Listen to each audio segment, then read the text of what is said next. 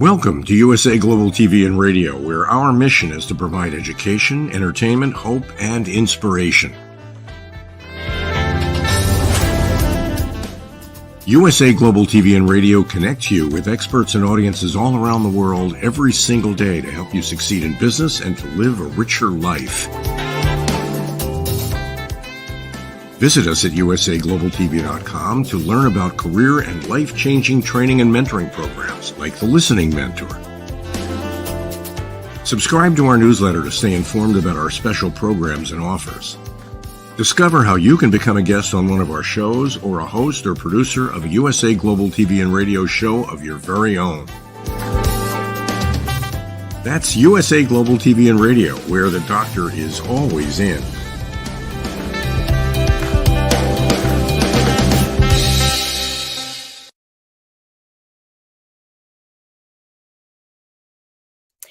Hello and welcome to USA Global TV and Radio, where we provide world-class education, entertainment, hope, and inspiration. And it's Happy Friday. Yay! I love this day.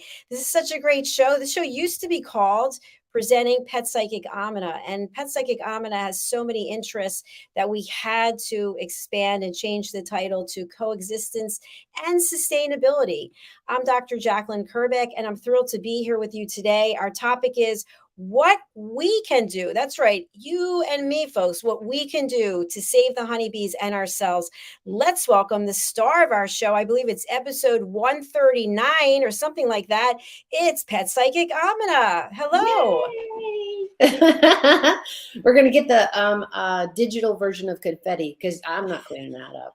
That'll be in my house for like decades. It's funny. We're growing old together.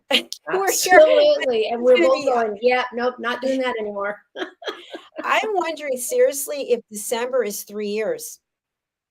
Do you know? Maybe. Because I'll tell you, some of it's lasting way too long. It's been a long time and a lot of incredible education you provided. I wanted to say something about this specific topic. I went for a walk, 3 days ago, and there was this little bee. It was on the sidewalk that I had to walk up where it was. And I looked and I was like, it's okay. It's okay. Yeah. And I said hello, and I just kept going. But before I would have been like, wow. And all walking ended, even though the bee's this big and the sidewalk's this big. And yes, I really appreciate you being real and having that example. Do I have times that I'm afraid of something? Absolutely. So mine tend to come with teeth and those kind of things. And I have been bitten few times. We will leave it at. And what a lot of people don't know, I've actually been chewed on by a snake. That wasn't fun because I was. That sounds horrible. Hello. It's like, so I grew up afraid of shots and needles and all that kind of stuff because they kept forcing them on them. Do you remember when we were all lined up as kids at the school and they had to all get shot? Those things were guns. They were called guns for a reason because that thing was coming for you, 6 miles. If I ran, the nurse was going to get me anyway. So, just cry and walk. So we have valid reasons for those afraid things. But a bee is not the same. If they bite you, technically it's a sting you, they die. So really want everybody to hear this. I'm going to say it 100 times. They're not out to get you unless you have pollen stuck all over you, which can happen if you decide to walk through like a sunflower field or any other flower field. You're going to get pollen all over you and they're going to go, cool, look, there goes a moving flower. Who doesn't want to be a moving flower? I do. Right. You know what I think would be interesting before we start talking about saving the honeybees, because I actually don't know this information. When you see a bee on a flower, I think you see them doing something with their little legs.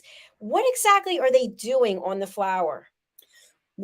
It's all about contact. It's all about contact. So they go in for the nectar that they can create in the hive, which is their honey and the things that we steal for a moment, all of that.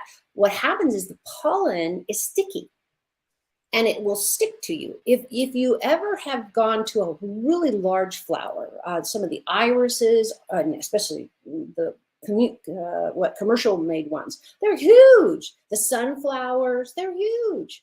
So if you look at those and you touch the center, I'm not recommending it, but if you did, or you brushed up against it, let's say you're going through a whole field of corn or sunflowers, any of the really big giant pollinators as far as the size of the plant, you're going to get all that yellow stuff all over you. Have you ever done that when you walk through and you get yellow powder like everywhere? Yeah. Well, that's what they're doing. They get it stuck to their legs because they actually get in the flower and they're doing their thing and they're getting all the nectar they can, and it comes in sometimes the centerpiece, and you've got all this pollen.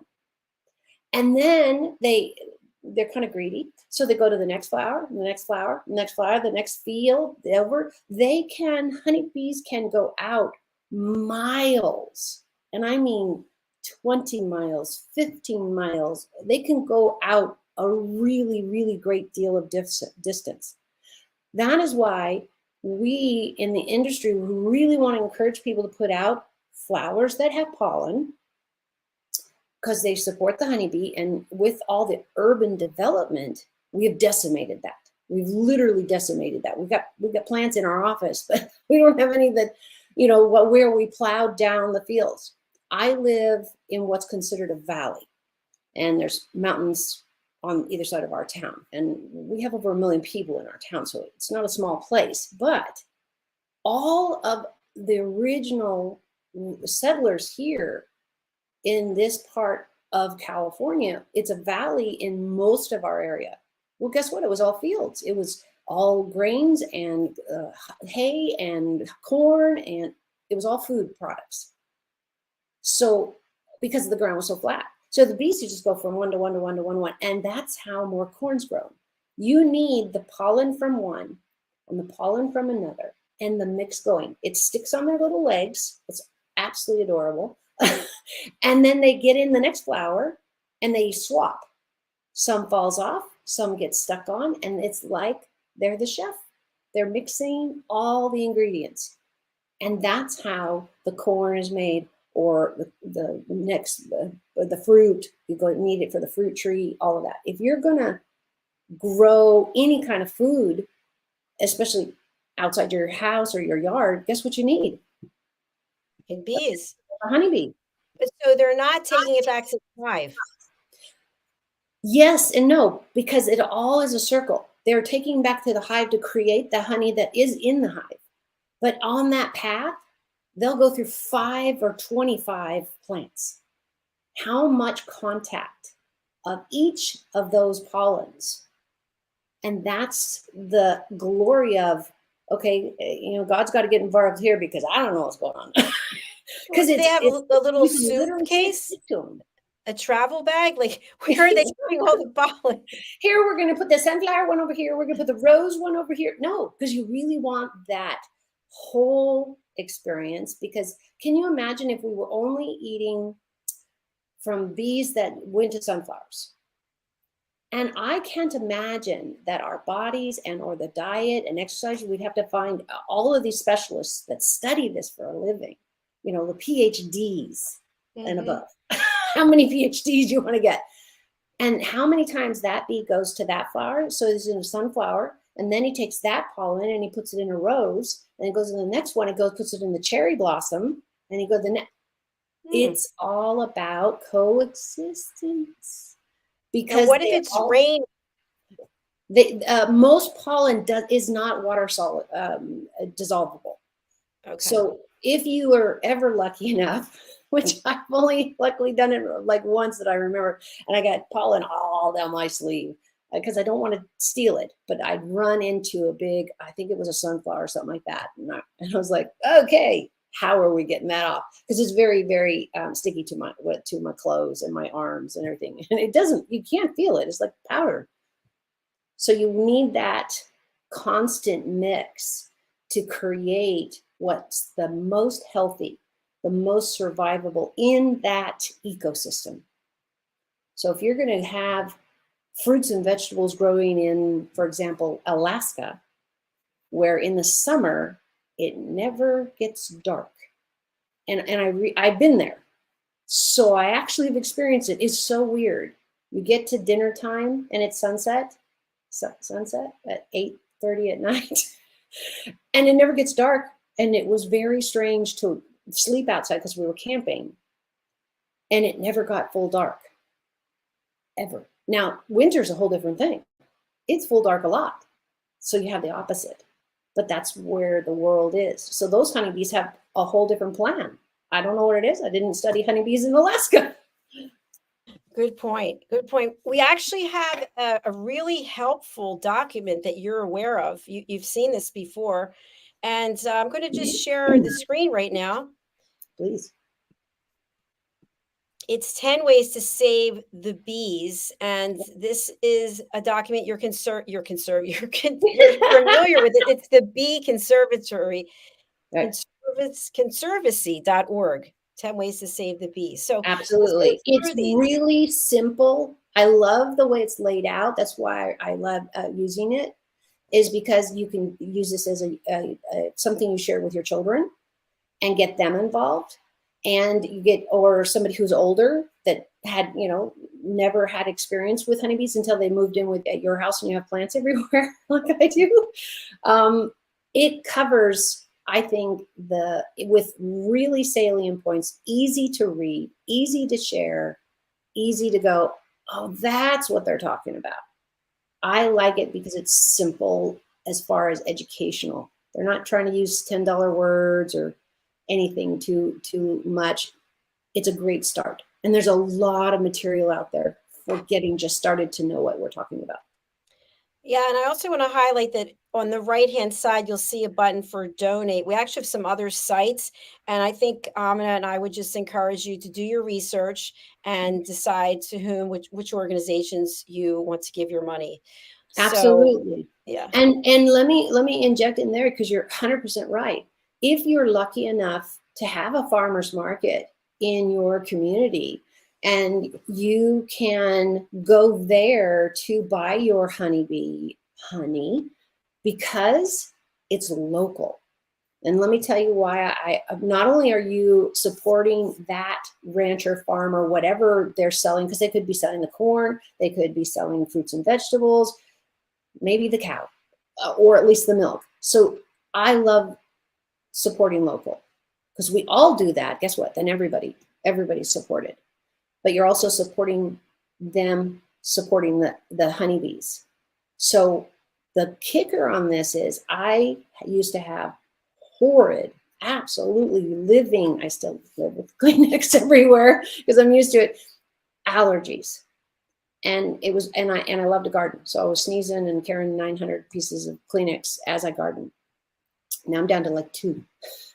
And it's more because I'm working fast and sweating and all that type of stuff. But you want to have what I have today is no allergies. I own allergy medication over the counter. I haven't used it in 5 years. It probably should be thrown away. I just thought of it. It probably should be thrown away. And why do I say that? Dr. Jacalyn, do you have any idea why I've always talked about you've got to get local honey? Yes, absolutely. It's because the local honey contains the essence of the plants and the flowers that are where you live, so that you help build up a tolerance by ingesting that honey. Exactly. And it's in a dose that is able, the body able to actually assimilate. So what you want to do is you buy local honey somewhere within the 20 miles. You can talk to your beekeeper, see where he's getting his honey, say, hey, is this in the county? Because a lot of places, that's as far as you need to go. Maybe you're like us, you're in a valley and it's very wide, but there's not a lot in that 20, 30, 40 miles. So you could go maybe out 50 miles, just depends. But what you're doing is now if you have allergies, go slow. And I mean allergies to the honey, not necessarily to the flowers. For me, I love plants and all this kind of stuff. And then I was just snivel, dribble, every part of my face was leaking. because I was so allergic. And and that's the reaction with hay fever is what we're talking about, where you sneeze all the time. You got to blow your nose all the time. The cure, and I am living proof sitting here in front of you, I don't consume honey on any regular basis anymore. I haven't in more than 10 years.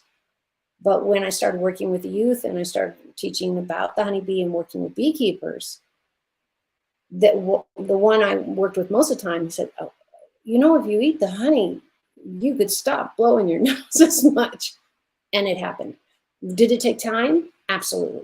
Because it's a natural medication, if you want to look at it. It's a natural path. So I would take a spoonful of honey. It was a real torture. Just a spoonful of honey, of raw honey. This is really important. It can be spun. It's better if it's not, because when they spun it, they're taking more of the pollen out. And when it's unspun, the more pollen is left in. So I wanted unspun for me. But you can start anywhere. There's dark honeys and there's orange honeys and lavender honey. Just try it and see what works for you as far as flavor. That's what's going to make a difference. And then talk to the beekeeper. Make sure you're within 20 miles something of the hives, because that means those bees are harvesting from the plants you're in contact with, breathing. The wind comes, you're going to have that pollen's going to blow right your way. I know it did always for me. So go slow. What I recommend, because I've seen it work, not only in myself, but in others, because I've been recommending this for now 20 years, is take a teaspoon, dip it in the honey, take it out, walk around, lick it off the spoon. That's it. Do it at least once a day. Can you put it in your tea? Yeah, no. Can you put it in your tea? I don't recommend it because you're cooking it. So you're negating all. So yes is the answer. Absolutely put it in your tea, but there's no benefit for your allergies. Because you're cooking it. It's the same thing, when you cook meat or you cook this, you cook the fat off. You cook parts of the essence of whatever you are making into a dried, has a crusty top. The cake gets taller because the yeast is now activated. All of these things. These are the things that get us stuck when you don't listen to people who are doing this. And that's why I really love sharing this. Thank you so much, Dr. Jacalyn, again, for a platform to say, we can do this. It can cost you nearly nothing. And it's kind of yummy at the same time. And all I say is get a teaspoon, dip it in your honey, walk away, do this, lick it, tell the kids to get dressed. And what's really great is if you're doing this and your children are doing this, you're preventing them from those allergies also. Is it 100%? Nothing. Nothing is 100%. Because again, you've got to find local honey, unspun, so that you and the bee are both eating the same thing, so that pollen is in your system. If you find that you get sick or your hay fever or whatever just goes into the stratosphere of horrible, that means you take this much of the spoon, you just a little dab to introduce it to your body and say, hey, it's not bad, it's not bad. You need to find your own rhythm. For me, especially by the time I was midway, I just dipped the teaspoon in, pulled it out, licked it off, went on with my day. I made sure I did it like before I brushed my teeth to go to work. I find that when you're especially teaching yourself a new habit, got to remember to eat the honey, got to remember to eat the honey. Maybe it's bedtime, but then you brush your teeth, because I don't want you to not brush your teeth with all that sugar. So basically you've negated the whole process. You've got to have a time where it sits in your mouth, naturally gets absorbed, the saliva is involved, and it becomes a part of your nutrition. And honey is a fabulous, nutritious way to go. Yummy. And they have all different kinds. They have the dark ones and the light ones and the more sweet and heavier, whatever. If it crystallizes, and Dr. Jacalyn, do I need to explain? Do you understand when it crystallizes the honey? Turns into like a solid. Yeah, exactly. And it's like, you know, chiseling down. So what most of us do, if you're like me and don't throw the thing away, you're gonna stick it in the microwave to re-liquefy it. Do you think that's a good idea in this scenario? No, Because no. again, you're killing off the positive attributes that we're trying to save. You want to literally look at the hive, if you're lucky enough, and get the bee to hand you the honey, and you eat it. Should be just a straight shot. Since we can't do that, most of us, then that's where the beekeeper comes in, and why it's so essential. And what I loved was teaching the kids about this, because I've never been afraid of bees. I'm really lucky that way. But I also, everybody knows my background, and I have a picture of me when I was 13 holding a great horned owl on my arm. We didn't have a sleeve, a bird of prey sleeve at that point, so I was holding him on my naked arm. And I have more animals and that kind of stuff, stories of being around these types of things, tarantulas walking on my hand, because that's me. I don't expect everybody else to have those experiences. So I'm going to encourage you to say, you don't have to go and love bees, but you can respect them by the fact that they truly will make you healthier. Not only absolutely cute, but really, really, really want to stress this point. They die by humans because we're afraid of them. We don't understand them. It's the same thing as if, for me, it's the same thing as if I went around and shot every person that had orange hair or you know, purple stripes or whatever, because I was afraid, because I was raised with those were bad people, bad whatever, monsters. Or we go to dogs. How many people have Great Pyrenees, and these are giant dogs, or Great Danes, or pit bulls, God forbid, pit bulls, and everybody thinks they're going to be eaten. You can talk to a pit bull owner, and how many times everybody just gets off the sidewalk when they're coming, because in their mind, this is a monster dog that's going to chew you up and kill you and eat you and pull your toes off. And that's not the truth. Honeybees are the same. The truth is, we need to calm down and get out of their way. Plant things away from you if you're afraid. That's okay. Being afraid is not the problem. It's what you do with the fear. My take on it. So I'd love to hear your input, Dr. JACALYN, but I think we've lived long enough to say we have to take responsibility. This is not the other guy's fault. Right. Maybe once, not the seventh time, right? If you keep around people that are getting murdered, I'm thinking, dude, you need to either change your job or where you live or something, because people are going to start suspecting that you knocking them off. Right. So. Right. Well, I think something else that's also a segue from what you just mentioned is people who have gardens, for example, they want to keep the pests out of the garden, whatever the pests are, and they start spraying chemicals. And the Right. chemicals have a long-term effect on even humans breathing them. So how can you encourage the honeybee to come to your flowers, your garden, at the same time keep the pests out?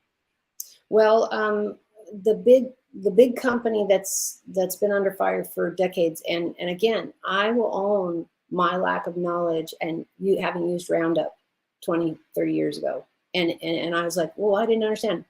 I didn't know the science. I didn't even have somebody, luckily, that I could have gone to YouTube and said, okay, why is this an issue? What do I need to know? So that's why this information is so important. The chemicals that these companies are using, and it was intention might have been good to get food and in the masses, especially after the Depression. People literally were starving to death on the street. So I'm sure it started in a good place, and to make a great deal of money. That's what businesses are for. That's what they do, is make money. But at some point, And some of it was from the beginning because we just didn't know. And sadly, here we are 50, 60 years later, and we still haven't changed our ways. What's happening is the chemicals are killing our native birds or killing the food they eat.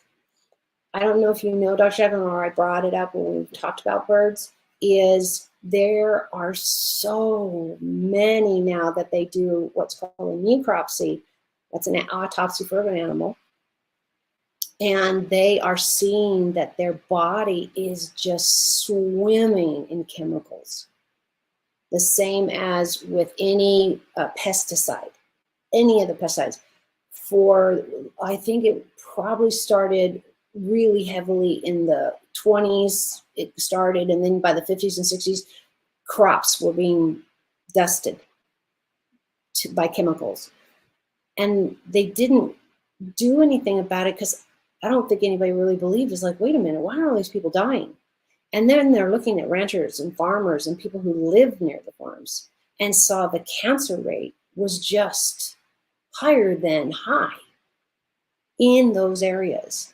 And we've learned so much since. So think about what the native plants, animals, insects, everybody has gone through. We can do better. We have to do better today. So what I'm hoping that we're going to share with you here every week is why I love a honeybee. I apologize if I get bit, man. I kind of melt down to the ground. Oh my God, I'm so sorry. Because obviously I did something to frighten that bee to be stung because they thought their life was in threat. So it was important for them to sting me and get me to go away and lose their life, as opposed to me going and attacking the whole home, the whole nest, the whole thing. That's what they don't want me to do. They're thinking big, high scale. What about all the honeybees I've left it back there? So think about it. If you are walking, and sadly, Dr. Jacalyn, we all have ethnicities we're afraid of because we don't understand, or a person that's 6'6", you're terrified of that one. Whatever our fears are, or the boogeyman in the night, animals can have them too. They have an instinct that says, yeah, this carnivore doesn't look trustworthy, doesn't look like they're going to hang in there. And that's how we are perceived as carnivores. I can eat no meat for the rest of my life, and that's still the way I'm put together. Agreed. Excellent points as always. Let's go over to this one, create a bee bath. I wasn't aware of this, where you take some kind of shallow bath bird or bird bath or bowl filled with clean water and some stones or pebbles. Yeah. And do you know why the stones are added? So they have something to rest on? Yeah, exactly. It's really that simple. So you get these little rocks and you get any of that, and they have a place to rest. They get a great drink of water. Hopefully you're going to make sure that water doesn't, go a different color than the water. A lot of people forget about their bird baths and they don't change the water on a regular basis. What I love, I've seen these especially in places like mine where I don't have a yard, but I could put a bird bath easily next to one of my pots. That is a great idea because I have the bottom saucers that some I don't use. I'm going to do that because I have 3 new plants going in this week. And that water needs to be clean. So if it's raining, you're in luck. It's all taken care of. But make sure you're at least dumping it out. What I do is I water other plants with it. So at least every couple of weeks, depending on the weather, how much wind we got, how much dirt is blowing around, all of that type of stuff, I'll dump it out every week. And while I'm already watering, I put all the water back in the dish. And I love seeing the girls come. So it is the girls that are coming back and forth. The male bees typically stay at the hive and are doing construction, and there are 1 or 2 bees that are just for the queen to make more babies, and that's how they keep it diverse, because bees don't live terribly long. Again, most insects don't. So there's a lot of great camaraderie and everybody pulling their weight. I don't know if you know this, Dr. Jacalyn, but do you know how much, and I haven't looked this up in a long time and didn't think about talking about it, how much we as humans have learned, and our picture that I'm so glad you got back on so we see, I can see it too, and really go, this building is a perfect example that humans learn to build buildings by watching nature. And the bees are one of the most amazing architects. Could you imagine making those little 5, 6 little holes and fill them with honey and go, next one, next one. And it's all this, it's all connected. It's hanging off a tree. It's, you know, hanging on the bottom of a house's gutter line. They're very useful of their space. And they make use of the whole space. And they're making sure that they have the eastern wind. You know how many contractors I've heard is like, no, I want the sun, you know, sunrise over here, you gotta have a move over here. And the contractor's like, yeah, but it won't stand up because there's a mud flap over there. You're gonna just sink into the ground. Animals and insects have this amazing inner gift, God-given made in their DNA to build safe, useful places and homes. When the hive gets so full of babies and so full of bees, do you know what they do? There's our quiz. Multiple choice. Multiple choice. Well, actually, I'm going to say yes, multiple choice. So what they'll do is they will create, meaning it's, and I'm not going to get into the science of it, but a queen is has a different, for a better word, hormone balance than the ones that are just going to be worker bees. It's a magical science there. So when they are coming up to max capacity for resources and the size of the house, the honeycomb they're in and what they can support, they're going to have a queen bee in her state. She's getting there, growing in her little cocoon and all that. It's not a cocoon, I'm using the wrong word, so I apologize to all my scientists listening.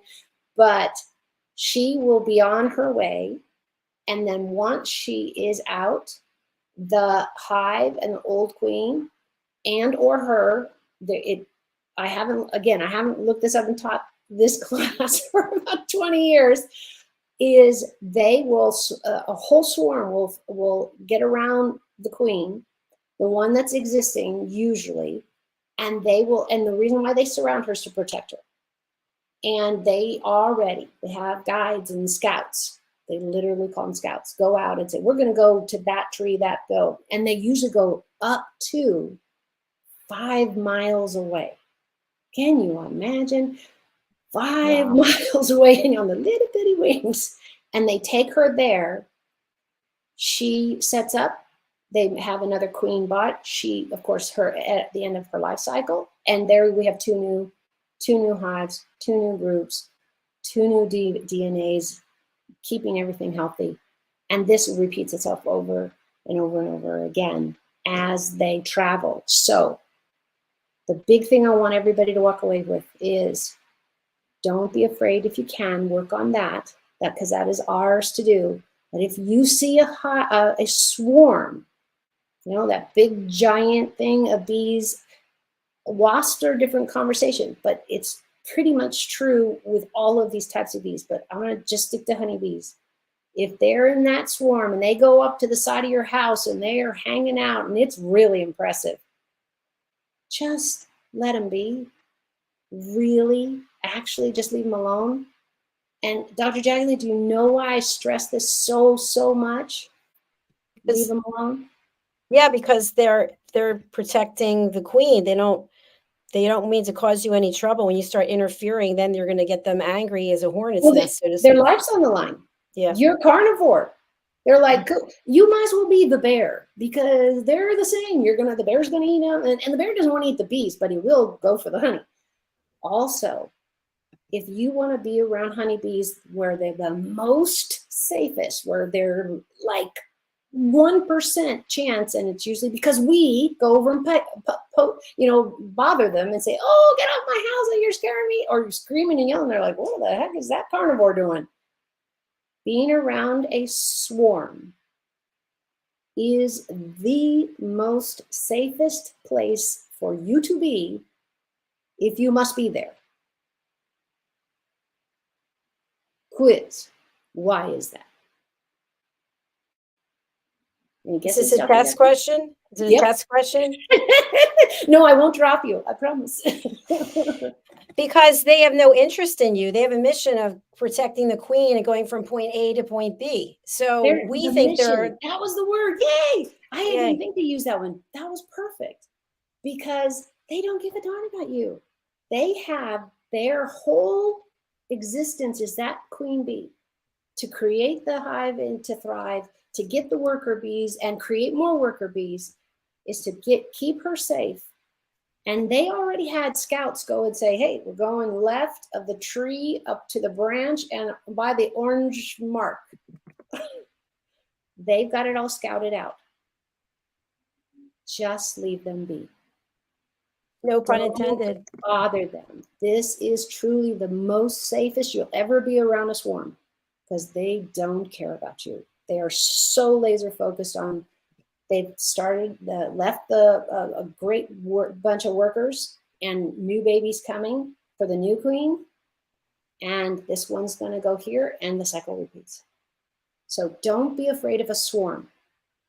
Being afraid is not a bad thing, but it just means we don't understand what's happening. So I highly, highly suggest share any and all this, help your kids, help your aunts, uncles, grandfather, whatever, understand that's actually the safest time, because we are the carnivore there. We are the danger, not the other way around. They will only sting you when they feel threatened, because they die. So it's not the go-to plan. This is not, the slasher plan, because I haven't ever heard of somebody who likes to kill people that dies first. And that's what happens. She doesn't want her workers dying. Everybody is working together, and they can't do that if we don't support them. And that means, plant some flowers, even if you just have one. Maybe that's all. Maybe I can encourage you to do some of the stuff that I did, and that was buy local raw honey, which means the pollen was within the honey. They didn't spin it out. And it took me a solid 5 to 7 years, somewhere in there. And in the beginning, I was good at taking a teaspoon. I literally put the jar on the counter, had cereal, had a spoonful of honey, started my day. But because I'm recommending a natural path to this immunity, it takes the body time to look at it as a good thing. And I personally had no reaction to eating honey. Some people do when it has pollen in it. So go with a teaspoon, go with a sugar spoon, start slow. Find out where your body is the most comfortable. And who can hate having sugar every day? Because you have to. Because the honeys come in different flavors. I don't know if you've seen this, Dr. Jacalyn, that comes dark, comes a medium light, they come really, really light. And if you are lucky enough to go to a farmer's market and you get to see all this, all the differences is the flowers they're pulling from. And you can say, oh, I want to get the one with the weed, blah, blah, or this one or that one. For me, I tried the dark ones and I really loved them, but they were really for me, like a tea or something I was going to put in. The reason I bring up the tea specifically is because if your honey that you're eating every day is the spoon you put in your tea or coffee or whatever water, that doesn't count at all. Dr. Jacalyn, why doesn't that count? Because it gets heated up and it doesn't have the same impact. It's gone. The pollen's completely gone because you cooked it. And you have to think about it that way. If you're gonna put cheese on your sandwich, slices of cheese, and then you put it in the microwave or you grill it on the stove, that's still cheese, but it's a whole different consistency. With honey, it doesn't just liquefy the consistency, it removes all the benefits of the pollen. It's just gone. You cooked them. It's like if you baked with honey, then you now don't have any of those factors. It has to be raw. So that's why for me, I just got a teaspoon, had it next to the jar every day. Again, I had really, really horrific allergies, and I was always in the garden, and I was teaching gardening again. This is not a good, dribbly, smooth, and blow my nose every 5 seconds. You have to have it raw. You have to have it local, and you can't cook it. So don't ever store your honey in the sun, in a warm cabinet. Try not to put it in the freezer. It shouldn't need that. Just the shelf, an indoor shelf where you just have regular room temperature. There's no way usually you can get your house hot enough or cold enough to create a problem. But I also don't know where your vents are. If they're all up high, which most houses now do have that, then you're probably never going to come in contact with your honey. Again, don't put it in the fridge. If it's organic, meaning it's original, and you're getting it from the beekeeper, he's getting it from the bee, great. Because you're going to be taking from the pollen that you're around. And that's the key. You got to get the bee bringing the pollen on his little fuzzy legs to make the honey that you consume. It's got to be that straight line. It just will take longer if you're going outside of that. It might work great, but it would probably take longer. And it's a very slow process. I want to say I probably did it solid for 5 years till I saw a remarkable change. And then what I can say today is I don't eat honey hardly ever anymore. I don't have as much tea in me or anything either. If I was going to, cook it. But I also don't take allergy tablets every day. And I haven't in 10 years. It's amazing. I love it. So many great things that you shared here today. I also want to let people know that on the screen is the document that we talked about, 10 ways to save the bees. There's a lot of good points there. And just to reiterate what we already said, we are not promoting donating to one place or another. You can do your research, but the point is that we can all do something, whether it's donating or taking the steps that you already went through today. A very great presentation and a lot of good information there. So thank you, AMINAH. Put a flower out, and that will support the bees, even if it's just one. That's all. We can all do something. Yeah, we can all do something, and then we all get to the end of that line together. Yay! Thank you, Dr. All right, my friends. Let me spotlight you. Let me spotlight you so you can give your contact information for people to reach out. Wonderful, wonderful. So yes, I'm a pet psychic, meaning I can hear them talk. I'm also people and animals who have died and passed away. I have that gift also.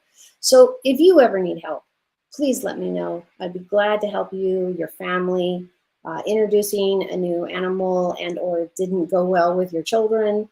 As you can see, I have a great deal of years working with youth and the 4-H program and many others. So I really want is all of us to know that there are other ways to do it. Do I have all the answers? Nope. But I sure will do my best to help you, and we'll find that together.